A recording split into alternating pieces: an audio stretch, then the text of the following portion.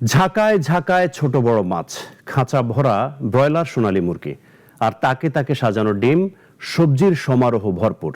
রাজধানীর বাজারগুলোতে পরিপূর্ণ নিত্য প্রয়োজনীয় জিনিসে, কিন্তু সাপ্তাহিক ছুটির দিনে আশা নিয়ে বাজারে এলেও ফেরার গল্প কেবল থলে ভরা একরাশ দীর্ঘশ্বাস। ডিম ডজনে 15 থেকে 20, মাছ কেজিতে 30 থেকে 70, আর মুরগির দামও বেড়েছে সপ্তাহের ব্যবধানে। ক্রেতারা বলছেন, সব আমলেই কথা শোনা গেলেও সিন্ডিকেট ভাঙতে পারেনি কেউ।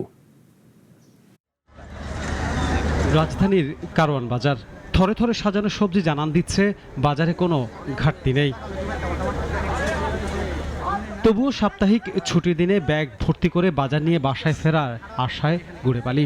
বাজারের বদলে ফিরতেও হয় থলে ভরা দীর্ঘশ্বাস নিয়ে। শহরে জীবনের মধ্যবিত্ত যাতনার আরেক নাম সাপ্তাহিক বাজার দর। প্রতি সপ্তাহে কোনো না কোনো অজুহাতে দাম বাড়বেই। চলতি সপ্তাহে চিরচেনা চিত্র, গাজর, টমেটো, কচুরমুখী সহ অনেক সবজির দাম বেড়েছে কেজি প্রতি 10 থেকে 15 টাকা। গত সপ্তাহে চিচিঙ্গা কিনছিলাম 60 টাকা, আর এই সপ্তাহে আজকে কিনলাম 80 টাকা কেজি। বাজার দরটা এখন একটু গেল সপ্তাহে এবং এই সপ্তাহে একটু হাইপেই আছে, কারণ বাজার আসা পর্যন্ত আপনার ওটার দাম দ্বিগুণ হয়ে যায়।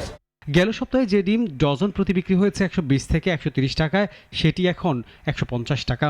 তাহলে বাজারে কি ডিমের ঘাটতি? বিক্রেতারা বলছেন পর্যাপ্ত ডিম রয়েছে বাজারে, তবুও উত্তর যেন জানা নেই কারো কেন বাড়ে ডিমের দাম।